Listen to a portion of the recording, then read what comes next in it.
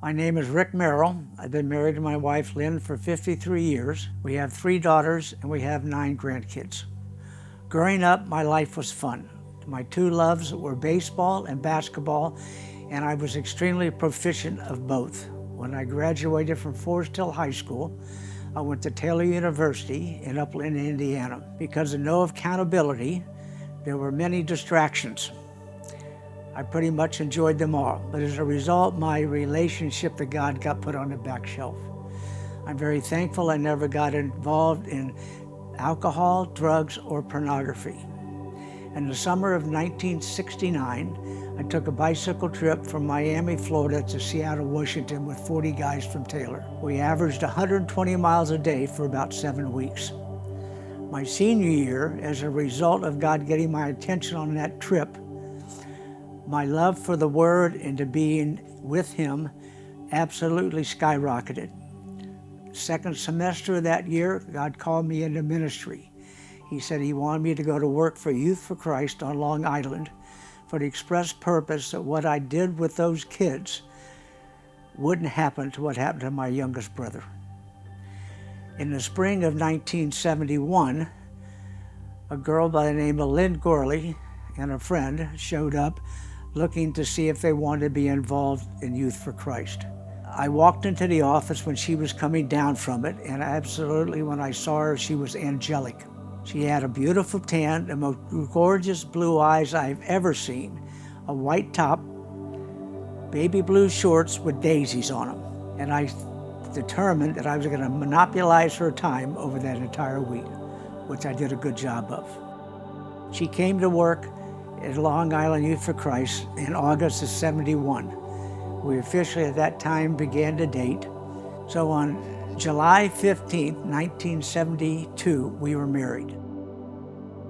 At the end of that year, we moved back to West Palm Beach. In 1976, I went to a weekend conference on hearing God.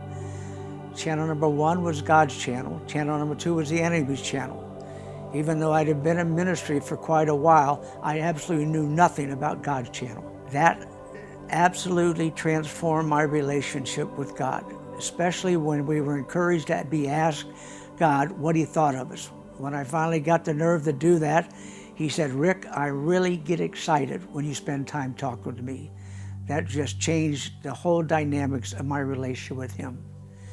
In 2002 was an extremely dark time. I define that as I flatlined for 4 years. I wasn't happy, wasn't sad. I was clinically depressed and suicidal. Near the end of that period, I was riding my bike, and as I was riding, all of a sudden I heard, it was quiet at first, got louder. God was telling me, "Countless are my thoughts of you." It was extremely emotional. Shortly after that, I finally said, "Okay, Dad, what was this all about?" He said, "Rick, you did not guard your heart." As a result of that, I took an extremely deep dive into what it meant to have a curriculum for Christ-likeness that worked in real time on the street. When I stumbled upon John 14:30, where Jesus told His disciples that the enemy's going to pull out all the stops, but don't worry, there's nothing on the inside that can stick to me, I began to see what it really meant to be free on the inside. That I no longer had to live with all the buttons that were easily pushed, all the non-premeditated responsibles that I had to make excuses for. In other words, I didn't have to recycle my failures. So He also told me, if you want to keep this going forward, there's 3 things that have to take place. You have to have your mind intoxicated with me. In other words, to the degree in which my mind would be intoxicated with God is proportional to what my horizontal relationships look like. Because where my head goes, my body follows. The second was, He reminded me that He wanted me engaging Him in every aspect of my life throughout the entire day. As a result, He reminded me that I didn't need to be succumbed to fear, stress, or anxiety.